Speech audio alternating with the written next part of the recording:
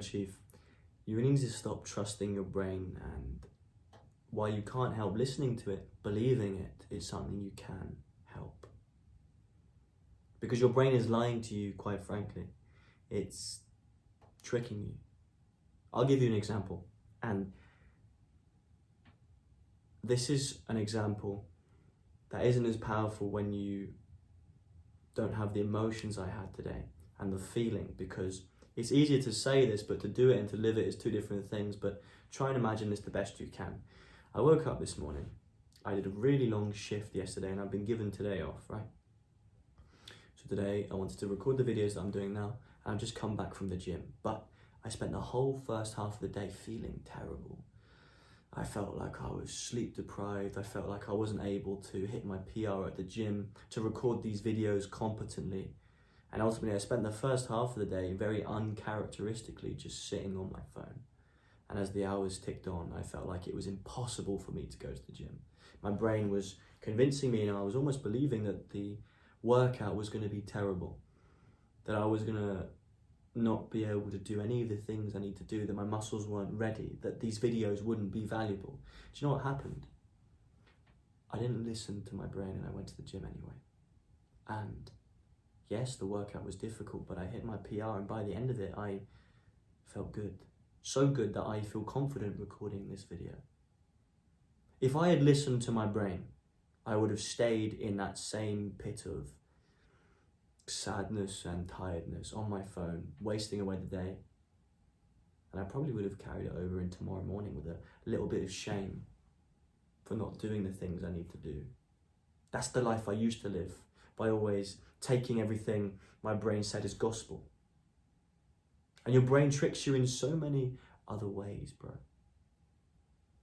Convincing you shouldn't be confident, all the reasons why you shouldn't be confident, convincing you you're not worthy of certain things, that you're not attractive. Because the truth is somewhere in there, but it's muddled up with all these messy thoughts and baggage. Now, there are ways to work with your brain and get around this, Chief, and it's a combination of things. First of all, I would recommend practicing meditation when you can. Try and aim for just a bit every day. If you can't manage every day, just try when you can, but make it a habit. 5-10 minutes. That will stack up and that will make a difference.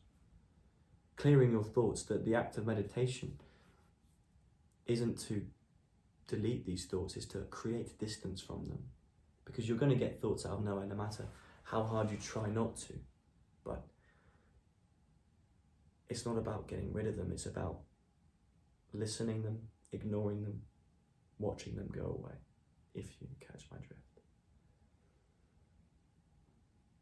The second thing you can do is to practice rebelling, to take your lazy thoughts, your negative thoughts about yourself, about your situation, take that as a challenge.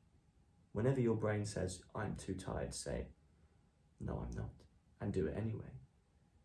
Whenever your brain says, I'm too scared to be in this situation, do the thing anyway. Put yourself in that situation anyway. Whenever you feel like you're not worthy, prove yourself wrong. Because that's how you beat your brain, by proving it wrong.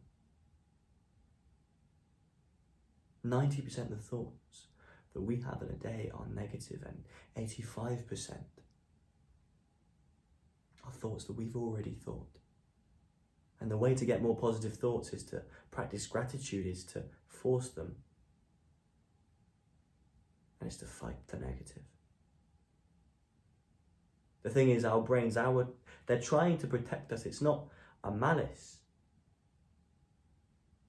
But our brains are trying to protect us with the same wiring that protected our ancestors back in cave times. But now there are no bears trying to kill us. At least not if you live where I live. There are no threats of hunger and warmth. The only threat we have is ourselves. because we don't know what we're doing. And if you take your thoughts, your emotions, and your feelings as gospel every time, you won't amount to anything, and your comfort bubble will shrink and shrink and shrink until you are nothing. And you will know this because you're intelligent, you are. Your prefrontal cortex will be shaming you, but your amygdala will be keeping you in that shame. Like a fucked cycle, like a fucked paradox of wanting to get out of your rut, but staying in the rut to stay safe. Your brain is lying to you, but not intentionally. And how you beat it is recognizing it and fighting it. Because everyone would do so much better if they realized they need to fight themselves, not in a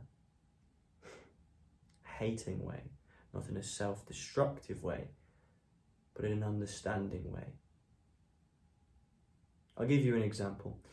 A popular movement in the self-improvement industry is no-fap, or not watching porn. I'm all behind that. I think pornography is a terrible thing for the male brain. But I think a lot more people will be,